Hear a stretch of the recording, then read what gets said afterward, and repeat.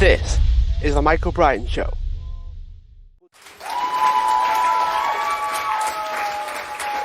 Hi everyone, welcome back to the show, and today I'm joined with Dr. Raman K Attri, who is an accelerated learning pro, and he's also the world's leading authority on the science of speed. So we're talking about learning, improving your walking speed, I think, and much, much more. So Raman, thanks for being a guest on the show. So much, Mike. It's my pleasure to be on your show.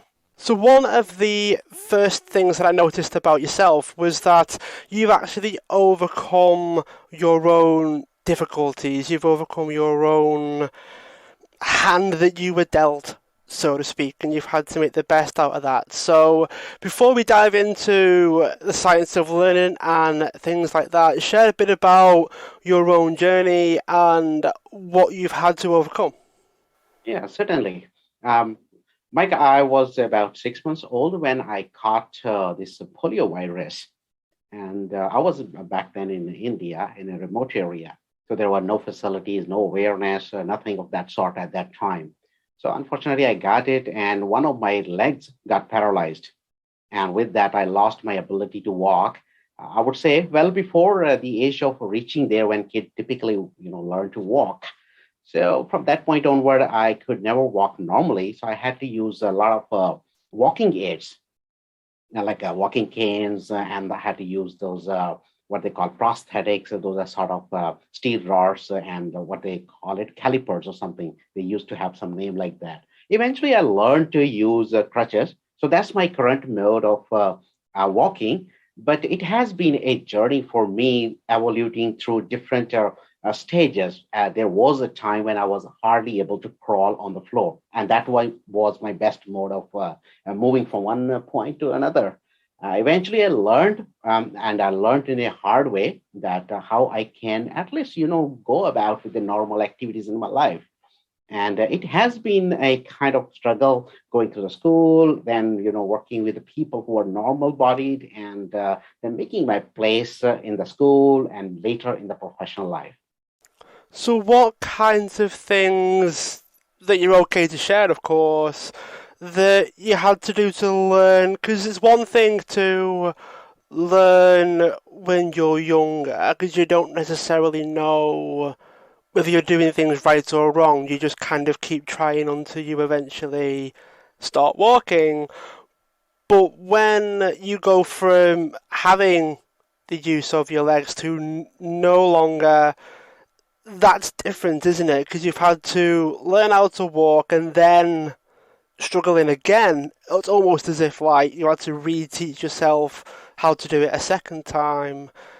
What was that process like, if you can remember? And obviously feel free to miss things out if it's a bit too uncomfortable for you. Yeah, certainly, Mike. I do remember I delivered a TEDx talk a few months ago, and they asked me to actually rate my journey, that how I went through from that state to what I am today. So I'm happy to share with you. When I was a kid, about a 3 year or 4 year old, I didn't know what's wrong with me. Nobody told me what was abnormal with me. But that's come when you start comparing with your peer, with your classmate, and other people around, that the kind of activities they can do, I couldn't do. So I was kind of alienated. And the more I tried to participate, more I was kind of pushed away. So there were a lot of rejection. There were a lot of bullying. There were a lot of people making fun of me. In the beginning, I didn't understand, but eventually I figured it out. I'm different. I got something which other people don't have. So I had to kind of live with that, but it came about very hard. I remember that I was also at the risk of going to school. I mean, the kids like me typically wouldn't get opportunity to go to school because the biggest problem would be how the kid is going to go to school. Schools were not near. Those were remote areas and schools were several kilometers away. So in those circumstances, I was at the risk of not even getting to any nearest school. But somehow that prosthetic I was talking about, that saved me. It gave me a sort of robotics walk. I could hardly, take one step like a robot. Its weight was somewhere about 20 kg or something. It was probably more than my own weight. So I had to drag that one along with my leg. And what happened is that basically I kind of became an alien robot for rest of my friends. And every time I was left behind. So then I say, you know what, this is going to go with me. In the beginning, I couldn't accept it. But as I went along, I figured out acceptance is the number one thing we have to kind of really adjust with. We have to accept what we are into because most people get into this mode of trying to change the things. But unless we accept what situation we are in, we can't change anything. So once I accepted, it's part of me, it's part of my personality. So that thinking process of considering it a part of my personality allowed me to think about, okay, now it is part of my personality. That makes me different from the rest of the people. How could I use it? And I found the answers in exact the same thing that I wasn't able to move. My mobility was very little. I was kind of contained in a room. I was pretty much kind of tied to a chair. I could only watch the rest of the kids who playing in the playground. So that gave me plenty of distraction free time. And also, I didn't have a social circle because I was contained in this room. I didn't have those friends who will come and distract you or take your attention away. So I leveraged that particular immobility and anything that came with it. Like I could read books and nobody disturbed me ever. I could do paintings. I could do artistic things. I could do a lot of creative things. And then I found that those things basically differentiated me because I could do better. I could focus, I could pay attention, and I could leverage learning. And learning was something as kid we always find difficult. We never get good teachers who will really give us a good understanding how to learn something. But I somehow, by practicing, master that art. And that art is what basically, kind of made me stood like a X factor, you can say. It gave me an X factor. And that's what propelled me forward. And to answer your question, that leverage in my limitations, that was, I think, the key. And what I called in my TEDx speech was you always have windows in your walls. So those were my windows. That's how I kind of turned the things around. One of the key things that really stuck out for me there, Raymond, was your ability to accept your reality, for want of a better expression. Sometimes we can convince ourselves of something that isn't the case, and that can be a limiting thing that's not necessarily actually true. Whereas with yourself, it was there. It was an actual thing that you had to be able to accept to then be able to find the solution for. What would you say is one of the keys to being able to not just find the things that are actually true that can limit you, but how do you then actually accept them? Because I find accepting being a struggle for a lot of people. Yeah, I think acceptance is very hard. It comes very hard. It comes very slow. And more often, people think they accepted something, but then they continue to complain about this. They continue to kind of having some kind of grudges against that particular thing. That mean they kind of say that, there's nothing else can be done, so I accept it.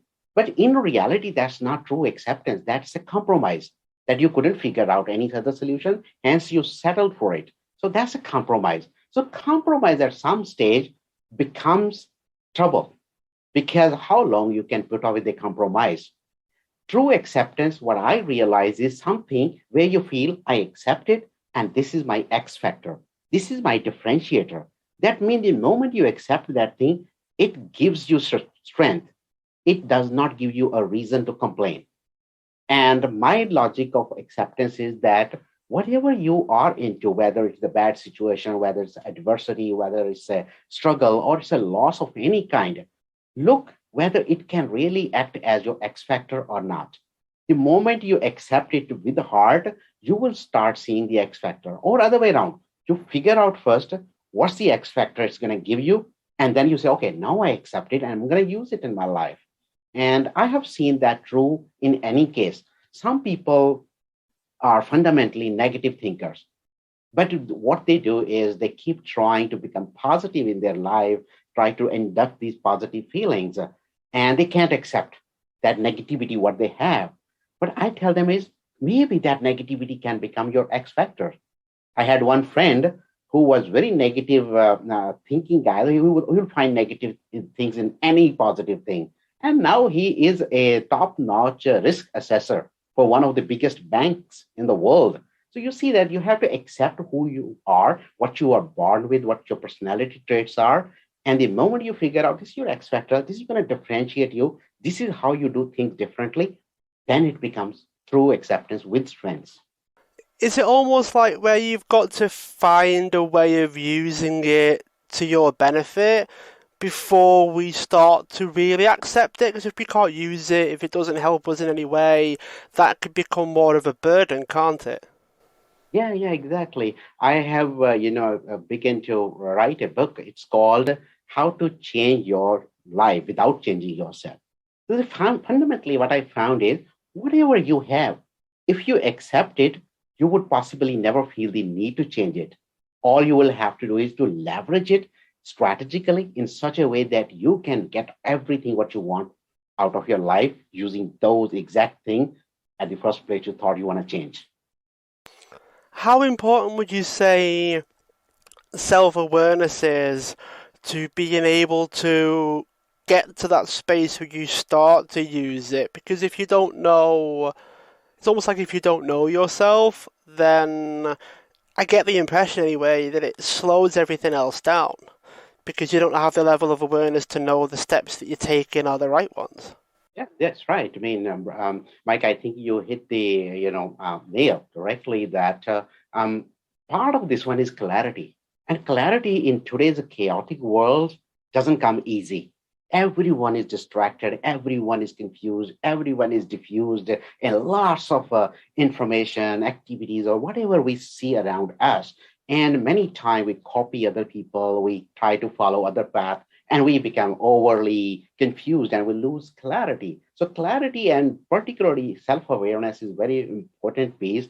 My concept of clarity came through a lot of experimentation. So I realized there are five factors to self-awareness. If we have that one, we will always have super clarity. And I also believe that if you have clarity, you're always going to move faster in your life. So the five things that I realize is on personality side, there are two things you need to know very important: who you are and who you are meant to be. Many times these are two different things.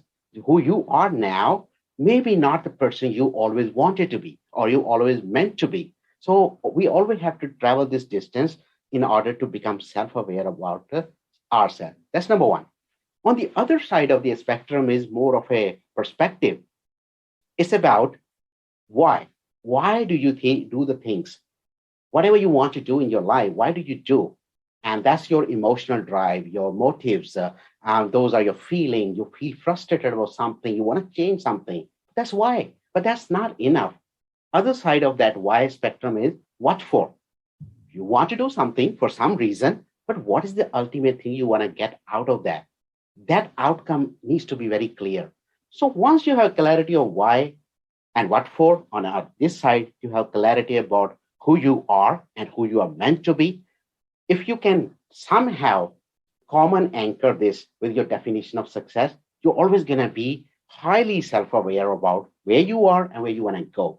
And once you get that clarity, my philosophy is it's going to take you forward faster. Is there an element of comparison with that though? Because you need to know where you are in relation to others, I guess, or your goal to a certain extent. You need to know where you stack up a little bit. I get the impression that it's likely to breed comparison with something. Is that true and is that effective? What are the alternatives? Because if you compare yourself to something that's helpful, it's quite easily to shift that over to something that's not helpful. So, how did you think about that? I was trained as an engineer. So in engineering, there is a concept of reference. So, for example, speedometer and the police which they use to find the speed of the moving cars. If it is not calibrated to an absolute source, it's never gonna give you the correct speed measurements. So that's very important. What do you compare yourself to? What if You are comparing yourself with your circle of friends. Is that the right standard to compare? Or are you going to compare with the top notch leaders in the industry? Is that where you want to go and you want to compare? I realize that comparing with other people as reference going to lead us nowhere, because then it becomes a definition of success which is relative to other. But I believe that our success needs to be relative to us, where we want to go, what the outcome looks like to me, what the success looks like to me. And if I take that as an absolute reference, then I say, okay, all right, compared to that absolute success definition, I'm here and I need to go there. So I think it is less about comparing with other and going ahead of others. It's more about surpassing what you've done yesterday and creating new standards. How would you help people find a frame of reference that's helpful? Because I found that when I shifted who I compared myself to, I felt better because I was able to get closer to them. It's almost like when I tried to compare myself to someone that was always going to be ahead, no matter how much I tried, that made things very difficult. I was always feeling like I wasn't good enough. I was always comparing myself to things that I could never actually get the same as or even close to, no matter how hard I tried. And over time, that got difficult. That got very confusing. I was working really hard with very little progress in my own head, even though I was progressing anyway. But I'd found that when I shifted my frame of reference, that got so much easier, so more peaceful as well. Like I was less stressed all the time. But that was a skill I had to learn many years ago now. It's something I still try to incorporate. I've got a way that worked for me, but in the spirit of learning things and trying to improve yourself, how do you think about frame of reference? Where do you compare yourself to when it comes to learning something new as well? I think if we can use the exact same philosophy, because if you look at the learning, learning is also, people learn for themselves and people learn for their success. People learn for their progression. But also there is in the back of everybody's mind is that I want to be more successful and hence I want to learn. Every time I tell people, yes, you're going to need to learn for an outcome. If you don't learn for an outcome, you will never know where you're going to go. So the outcome is now tied to your success. If you can marry outcome and success together, that means if you define your success in the terms of outcomes, it is much easier to go there because you got clarity. Clarity is very important as well on the path. And what happens is the moment you have outcomes, now you can translate that into goals, and then you can translate goals into milestones, and milestone you can translate into action. So it becomes a kind of pyramid of hierarchy where you know that the outcomes at the top, but then it gives you a very systematic frame of reference where you are. So if tomorrow I ask you, where are you, Mike, relative to your outcome? So you will know that how many milestones you have already covered, how many more to go. So you will be very sure about saying, I'm 40% there or 30% there. So that became your frame of reference that I am on the right track and I'm going slow or am I going fast? I originally thought maybe I want to go there in 1 year, but it's taking me a long time. It's already 2 years and I'm now nowhere close. So then you know that you're going slow. That means whatever you have been learning alongside is not working for you. Either you're learning slow or you are not learning the right thing, or you're learning the things which are not directly contributing to achieve the outcome. Hence, it's not going to help you achieve your milestones either. So once you kind of converge your learning toward the outcome, you're always going to learn just enough. And by just enough learning means you're going to save a lot of time, which you can spend on other things. And that will give you a sort of propulsion or a kind of sequence or a speed. It's going to allow you to do additional thing, which is ultimately going to help you to speed up things. So that's the way to define the frame of reference when your goal is to learn. Focus plays a massive part. Is that something you would agree with? Is that something you would think the listeners and people watching would need to be able to achieve as well. It's almost like clarity is one half of the coin, focus is the other half. Let me kind of add my perspective there, Mike. You made a very beautiful comment there. Clarity, where you want to go, that's determined by your outcome. So that means you always gotta need to focus on your outcomes. If you don't focus on your outcome, that clarity is very gonna be very hard. And along the way, I think most people have a little, I would say, misrepresented view of focus. Typical definition of focus, the way we have read in the books or way the most management or leadership gurus have told us is do one thing at a given point of time. That kind of focus is probably not going to work in today's world because today's world is very noisy. There are multiple channels of things. You're going to need to do multiple things at the same time. And this is reality. And even if you don't do, you know that you're missing on certain things. You're going to need to put several things in motion. Certain things will be in an advanced stage, certain things will be in an intermediate stage, or certain things are just in a nascent stage. So you would need to put several things in play. Now, if you run sequentially, focusing on one thing at a time, it's going to become very hard. So fundamentally, our mind does not have that ability to focus on one thing for a longer period of time. That's the big problem. And then we also externally distract ourselves with a lot of other things. There's a social media, there are other media, there are a lot of information floating in, and that wouldn't let us focus on one thing for a long time. In contrast to that one, what I recommend and what I have worked from a science perspective is that the way your microprocessor or computer works, computer doesn't do one task at one time. What it does is smartly does a task for certain duration and pause it to address another high priority sequence. But you wouldn't realize. Only thing is remember where the last initiative you did, how much you spent, where you paused it, and then it get back there. So similar way as humans, we need to use every single dimension of our personality. We got professional side, we got personal side, we got emotional side, we got lots of artistic side. We are not just professionals only. So if we leverage all of those dimensions and start multiple initiative, one after the another, put it in different stages, you will be able to accomplish more. So this is the new definition of focus, where it says at a given point of time, focus on that particular thing, but doesn't really necessarily have to be a one focus in your life in a given period. You can focus on multiple things, which is going to be very hard, but you need to learn how to switch. And then at the end, what's going to happen is one point of time, one after the another, you're going to get a series of achievements and you're going to come across very, very productive.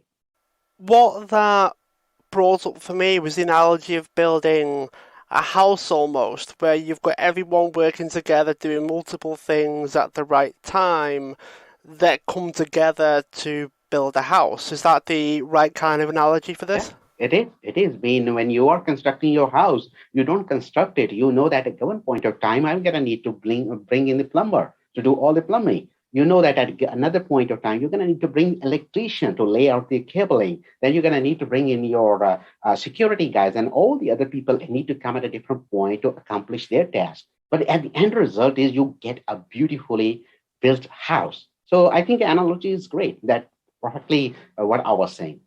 So how does this link into learning on the thing that you specialize in? If I was right, it's like walking speed and those kinds of things.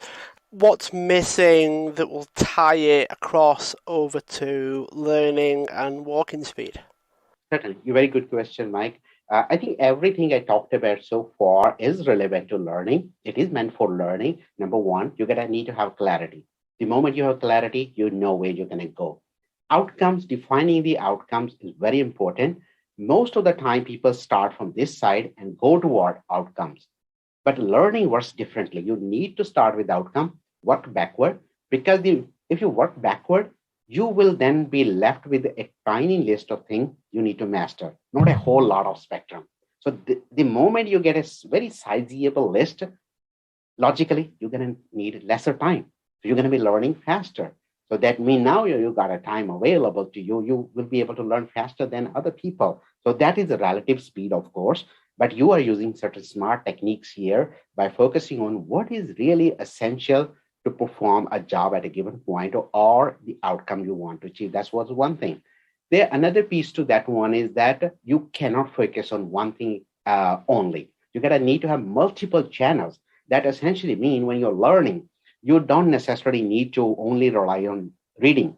You're gonna need to leverage listening. You're gonna need to leverage speaking. You're gonna need to leverage watching videos, multiple things.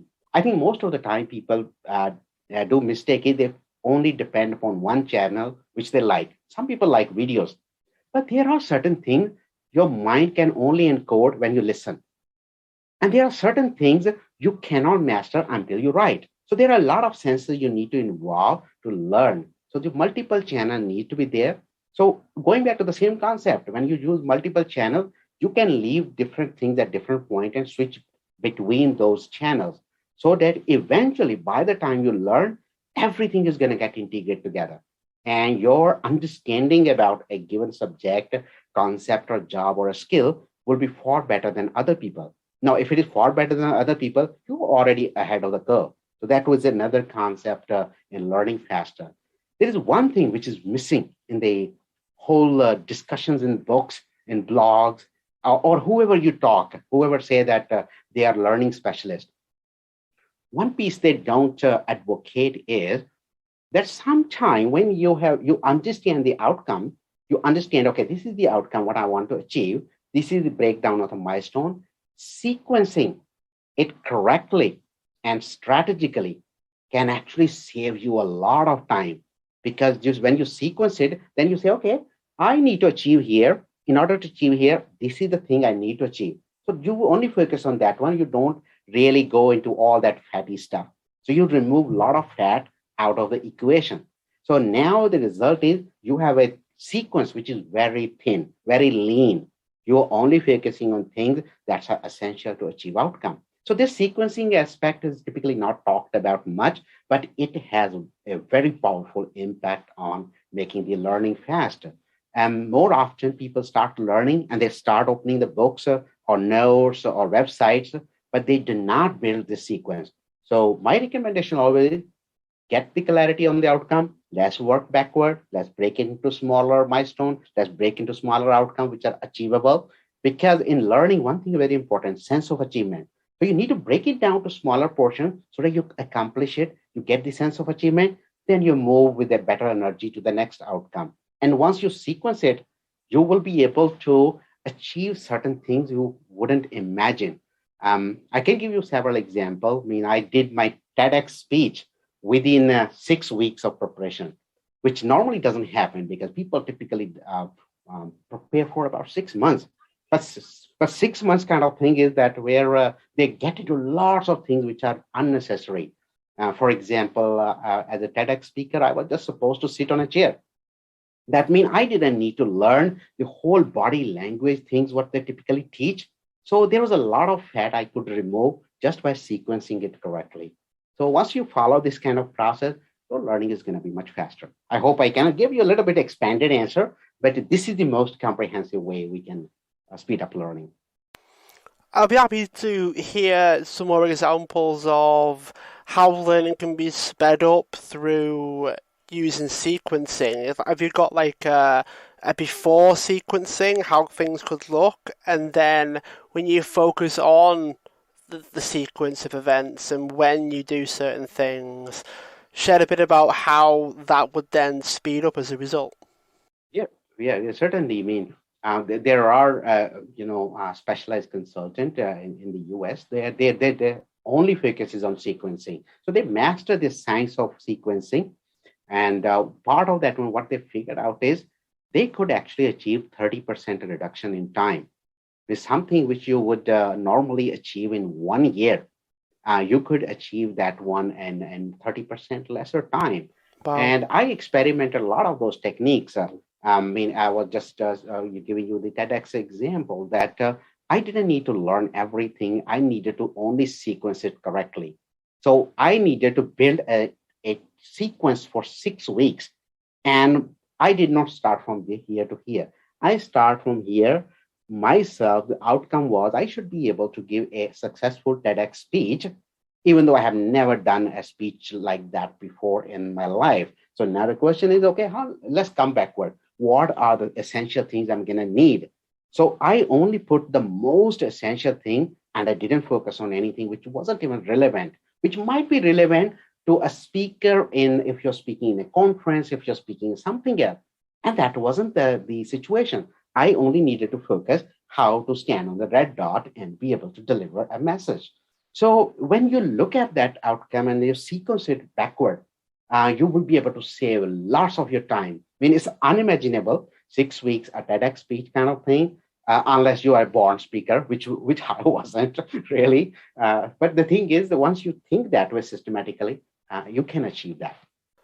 How can somebody else figure out what their sequence is? Does it come down to how they learn, maybe, like their learning styles, perhaps?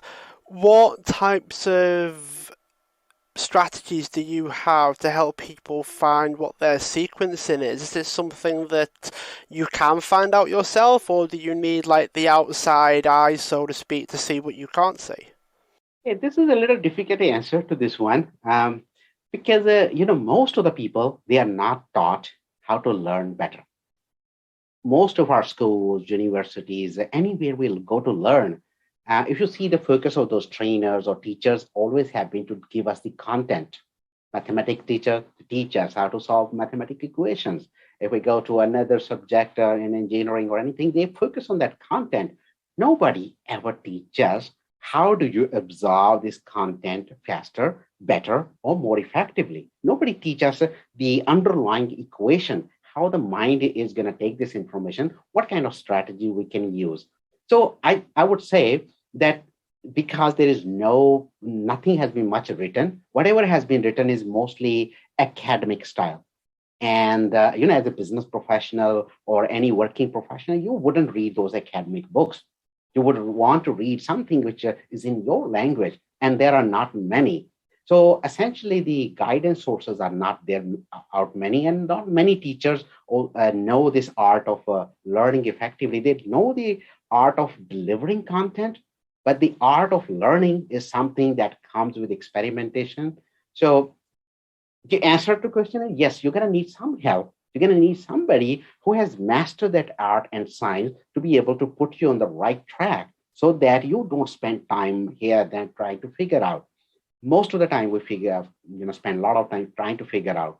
So if you go to a person who has figured it out, that will be your best bet. But as a person now, not everyone will be able to afford to go to a person and seek guidance because there are not many such people out there who can really coach you how to learn better and effective. People can coach you on the content, but not on the learning technique. Many of those will coach you on outdated techniques like learning styles, those where there are no evidence that those things are really working out. Already, there are studies and research that have proven that those things do not work. And you will see a lot of trainers still emphasizing those. So they already kind of put us in a wrong frame of mind to use wrong techniques, which are never going to be effective. For people, my recommendation is this one that you always have to look at the relationship of skills. Relationship skills, what I mean by that one is that you wouldn't know the sequence unless you think in terms of integration. If I need to perform some job, if I'm a firefighter, my outcome is to put off the fire quickly. That's the skill, that's the outcome. Now, that would require me to use my critical thinking, that would require me to use some mechanical skills. It will require my skills to be able to break the door. It will require skills to be able to operate pump, understand how much pressure, how much volume of water I'm going to need. So I need all those separate skills, but my job will not be done unless I integrate them together. Most of the schools, most of the training centers, most of the training programs do not teach integration skills. Once you have understood, okay, what is the final integration skill? I should be able to put together all physics, chemistry, or fighting or putting of the fire together into my outcome. And that becomes your outcome. And once you start from there, you all the time focus on integration. And then you, okay, what are my other skills I need to learn? You will be amazed to see that 50% of things which you originally thought are not even needed. And that that clarity only comes when you think of outcome in terms of integration of many skills. That makes sense when you think about the amount of things that we think that we need or that we think that we need to know until we then actually start to take action and start to actually get the ball rolling, so to speak. Do we actually realize what we need to know, like what's important, what are the key essential things?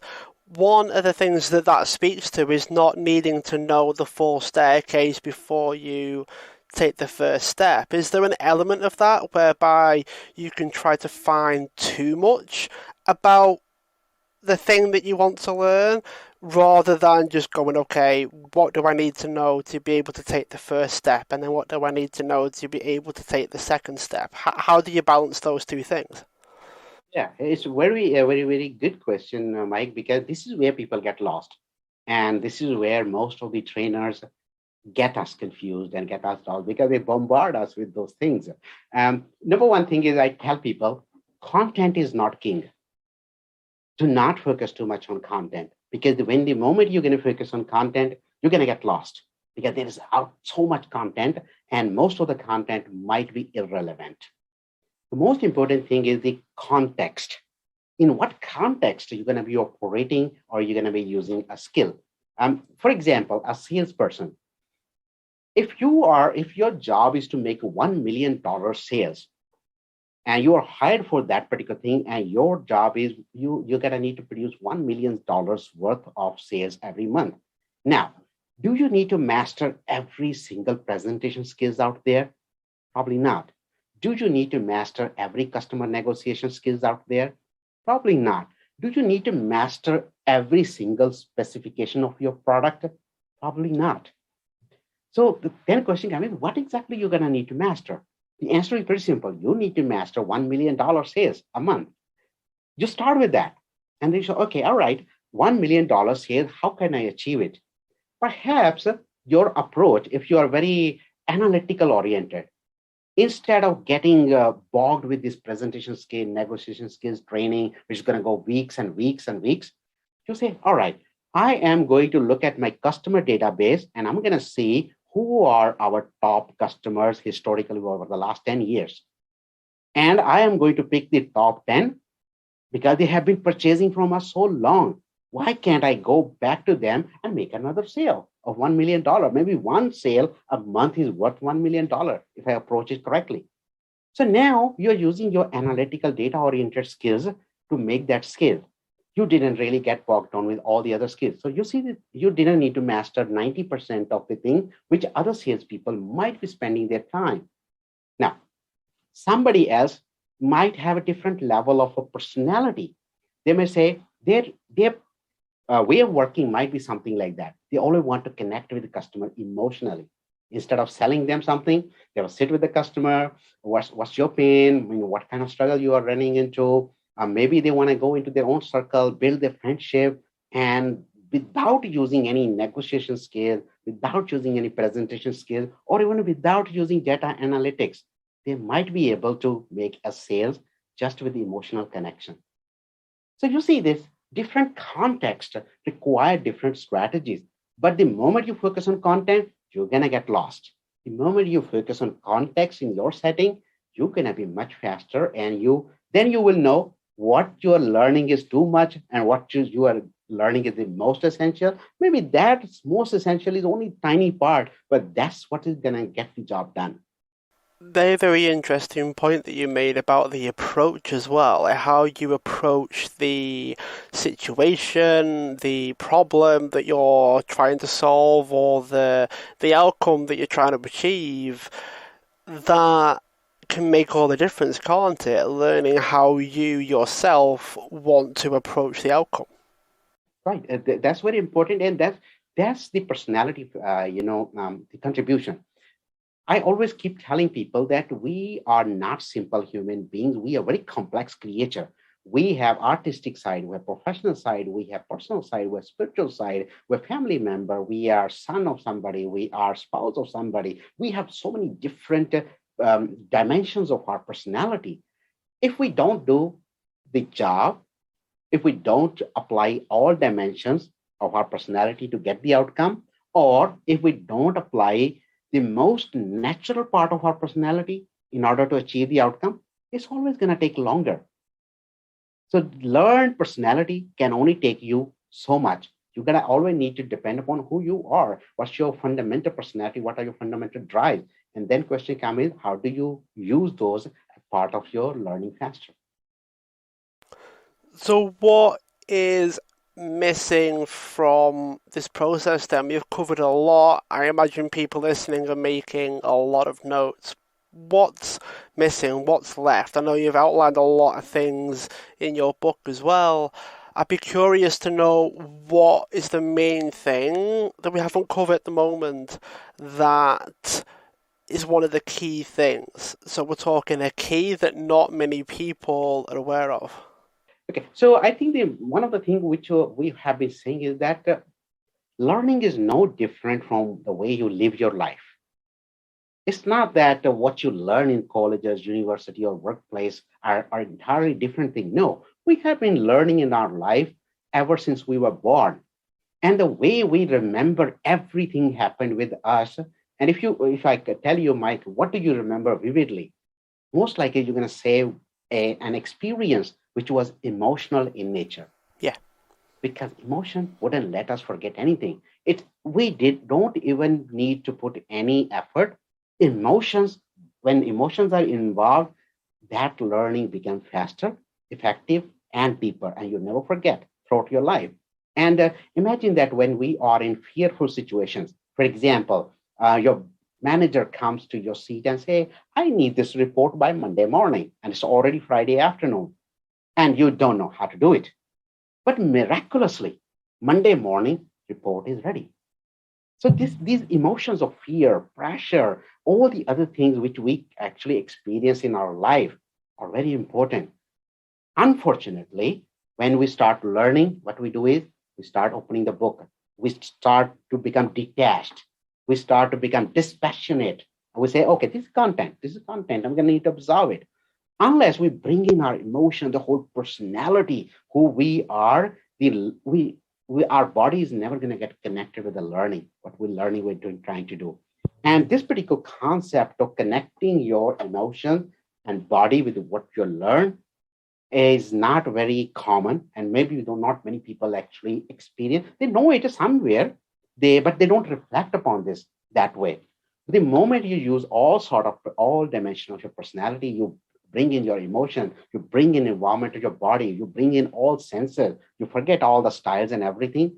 What's going to happen is your learning is going to be unparalleled, and it's going to be deeper, it's going to be better. What's the future like for yourself then? Are you actually learning things at the moment? What's the latest challenge that you've chosen to put yourself to? Every day is a challenge. I have been trying to do something different because I think I have gone through a lot of journey. And in my case, if you see, I resorted to learning. Learning was my life savior. It saved me, and I mastered that art through experimentation. Then I went on research. I did 2 doctorates in learning, and I tried to figure out how people learn better, faster, and how we can make it work for everyone. What worked for me? What worked for me, it might be something subjective to my personality, but can it work for other people? That was my question. So I had done a lot of research. So over the time, I kind of decoded a lot of strategies, I would say. And then my challenge is right now, how do I start putting those in my books?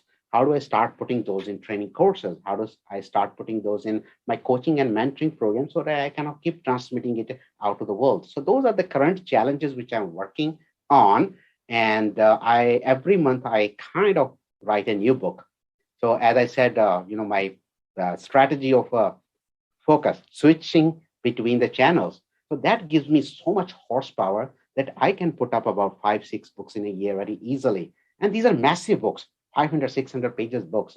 Those are not small books. Those are well researched books on a particular topic. So those are the kind of thing I'm trying to get involved in. So part of that one is, I think I learned a lot, and I'm now trying to learn how I translate what is in my mind and thinking onto the paper in a way that people can learn easily and follow it, and they don't need me directly. So that's a part of the learning process that I'm trying to decode, and that's the thing I'm right now busy with. That's the thing that I was gonna get your opinion on as well, is flipping the script a little bit on learning. It's almost like teaching is more important, is the impression that I'm getting. Someone's ability to teach, or someone's ability to use what you've talked us through today to impart it onto somebody else. The ability to communicate how to learn is almost more important than the learner's ability to learn. It's like you've got to understand the person before you then try to teach them. That's correct, I think, to some extent. And that's how the whole education system were built so far. I mean, in any country you look at, the education system, the training program, everything was built with that concept. Teaching is more important than learning. And I think that possibly is part of the problem, that we don't teach learner how to learn better with or without a teacher. And that's the I think the missing piece in the equation. That teacher focus too much on content. They don't teach us the underlying techniques. In reality, they should put the content on one side. Hey guys, this is the content. Here are the 5 strategies I want you to use while you refer to this content. And here is how you're going to build this one so that you integrate this one in your day-to-day life. This is how you're going to analyze. This is how you're going to, absorb this one. This is how you're going to kind of take it forward. But I am not going to spend time on content. First, let's master 5 techniques. Then we'll look at the content. This doesn't happen in any classroom anywhere in the world, because the moment teacher comes in the classroom, they open up a book, they open up the content. I'm going to teach you thermodynamics today, or physics of steam engine, or whatever it is. But the thing is, I think we have never taught our learners how to learn better. And that should start when they are kid. Even parents sometimes focus too much on content.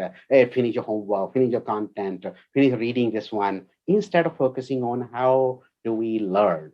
So I hope I can give you a little controversial answer here, but I think that's part of the problem. Do you think that breeds reliance on things like teachers and the education system? It's kind of like we won't teach them how to learn on their own.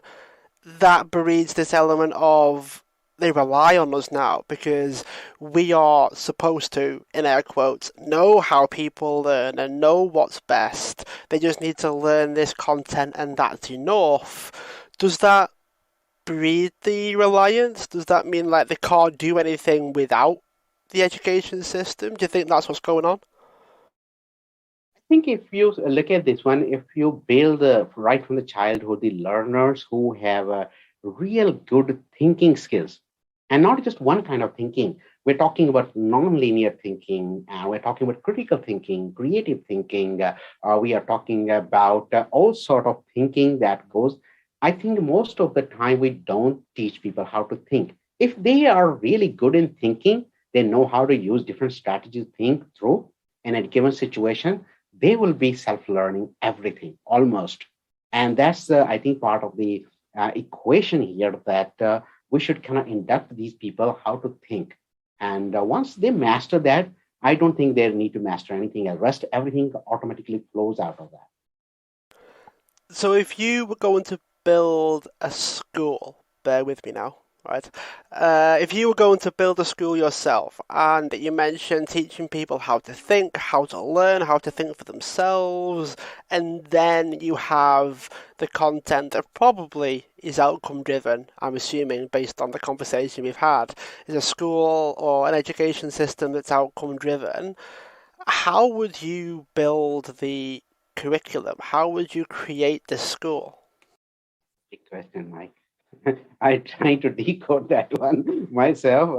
I'm nowhere close to that one. That's a massive question. I mean, it should be my kind of life goal sort of thing to do that. But I think it is possible. If you hear some of the schools in India, they call schools for happiness. That means they teach kids how to enjoy, how to be happy, and have fun in the life. they have put the content aside or at the back end. Content typically they give them as a homework sort of, "Hey, you know what, by the way, there is some work you gotta need to do sort of," but they focus on telling people how to have fun. Now, at a surface, maybe a few years ago, it would have looked impossible. But our all old literature, particularly those religious books and everything that you see, they have already given us the techniques how to have fun, how to live life in a fulfillment, in a way that you're happy. But we never leverage those techniques, nor those strategies. So, equivalently saying, if there are techniques which we can draw from history, that how to be happy, how to keep family happy, how to live life happily, same way. And if you see in the ancient times, people used to focus on thinking. Or the kings or their staff member, those were the people who were supposed to be the top-notch thinker in the country. So the thing is that the thinking strategies are there. There's a whole lot of science about how do we build it thinking. So this comes a lot of way. We can create play. We can create games. We can create situations. We can create scenarios. Once we put people into a situation and we ask them to create an outcome, all senses of their mind start working toward getting it. But what we do is we don't give them the content, we give them the objective. So once we keep those, the entire curriculum thing in form of situations, in form of scenarios with clear goals, and we give them certain tips, these are the 5 things you gotta need to keep in mind. So then collectively, when they work together in a social setting, talking to each other, because in your own setting also, when you get into a problem, where do you go? You go to your friend, "Hey, I got stuck. Tell me, can you help me? Oh, where exactly I'm stuck?" So you seek a lot of feedback. You seek a lot of reflection from other people and from yourself. So there is a lot of things that enhance your thinking that will take you forward toward that goal. So I think if I gonna need to build a school of that kind, I will focus on building these kind of scenarios where people interact, where they build, grow on those tips and strategies, while content could be a secondary thing. Once they know how to solve problems, how to think creatively, critically, and also analytically, they will be able to apply those on the content. The content can come strategically. We can sprinkle it. But right now, what happens is we give them the content and we sprinkle the techniques. It should be the other way around. We should sprinkle the context and technique. Sorry, we should build the entire system of techniques and strategies, and then we should sprinkle the content on top of that. What do you say to the idea of shortening school if we did this? So if we put the school together, we were teaching people how to think, how to learn, and a lot of it was similar to like the university system in the UK almost, where there's a lot of hours that are spent on self-study around a particular topic or area and all those kinds of things. Is that how you could see it looking, where you're taught how to learn, you're taught how to process information and think, and then you go, okay, I want you to go away and try your best to learn about how to do, let's just say, physics as an example. Is that something that you would be for or against? How do you think about this idea of self-directed learning as well as learning the principles and the techniques for learning? My opinion on this one is a little bit, I would say, again, controversial. I think self-directed learning has been overstated, over glorified. Um, Kids or any individuals, they wouldn't be in a state of self-learning everything. There has to be a state of readiness after which they can learn anything. They need to have some sort of foundation. Problem with that self-directed learning is we're trying to build foundation using self-learning, and it's going to fail. It fails because the moment these guys go into more complex scenarios, the foundation is so weak that it's not going to hold true. So I think that's where the mistake. If you look at this one, self-directed learning, mathematics, physics, science, and I mean, all kind of subjects are now getting into self-directed. But that may not be the right approach because mind may not work to self-learn every single thing. There are certain things you're going to need hand-holding. there are certain things you're going to need some external facilitation to put you into the situation to trigger certain set of energies that's going to help you solve a situation. In certain cases, you're going to need some level of coaching. In some situations, you're going to need one-way teaching. I tell you what to do, you do it, sort of. In other cases, you're going to need some kind of coaching that, okay, I'm going to ask you a question, you tell me what you find. And in certain other situation, it's going to be something like this. Guys, I had this situation and I lived through. Your situation is similar. Let me give you some mentoring. So I think this perspective of where we're going to need coaching, where we're going to need teaching, where we're going to need training, where we're going to need self-learning, and all those things are not really well thought out in this whole concept of self-directed learning. Fundamentally, self-directed learning means schools, management, companies, they save millions of dollars. That's the only reason it becomes so popular, because people save money and they put that money in propagating. Okay, it works, it's great, it's effective. But at a learning level, it is not great. I mean, even during pandemic, look at how many things you had to learn yourself. Was it painful or not? It was probably more. Many of those things we had to learn ourselves were painful. So from a learner side, there are certain areas which we can learn ourselves. There are certain areas we can always need help, coaching, teaching. So I think it has to be a combination of all those strategies. One single strategy, just everything self-directed, you go home, learn yourself, particularly telling our kids, I think that's a disaster. That's definitely one way to put it. In the spirit of not wanting to leave any stone unturned, you not wanting to miss anything off at the end of this conversation, which has been fascinating, what would you like to leave the listeners with? Anything that we've missed? And then we can share how people can find out more about you. Yeah, I don't think we missed. Thank you so much, Mike. You are a fantastic host. You dived into lots of areas and then also dived into with a follow-on question. So I think you kind of turned every stone upside down. So it was a wonderful conversation. But part of this one, my whole philosophy of learning science as well as in personal journey of how I came about out of adversity, I kind of realized this thing. People overplay the role of motivation or inspiration. I personally realize it doesn't take us any further. It may take us a little further, but that is going to diffuse out. It's going to fume out. Clarity is something which is always going to stay with you. Once you have that clarity, whether you are learning something, whether you're performing a job, whether you want to get out of your difficult situation, once you seek those 5 aspects of clarity I was talking about, I think you're never going to need motivation or inspiration. And I know that people still chase motivation and inspiration, but that chase might not lead us anywhere. Rather, we should invest our energy on finding the right outcome, right clarity, and then that is going to propel us forward. So I think that was one of the message I would like to give your audience. To your second question, people can find me on my website, ramankatri.com. I recently launched a program called Get There Faster. They can also find the same program on the website called get-there-faster.com. It will basically, it's a link to the same website, ramankatri.com, whichever way they can go. And they can kind of learn about what are the techniques, the strategies, science, and art I talk about to get you there faster. Thank you so much for being a guest on the show. For those that are listening, make sure you subscribe if you haven't already so you don't miss any of our future episodes. Leave a review wherever you are listening into your podcast, and feel free to share the show, tell others, spread the word, and I look forward to seeing you all again on the next episode. Raman, thank you so much for being a guest on the show. I really appreciate you taking the time. Thank you so much, Mike. It was a wonderful conversation. Appreciate it.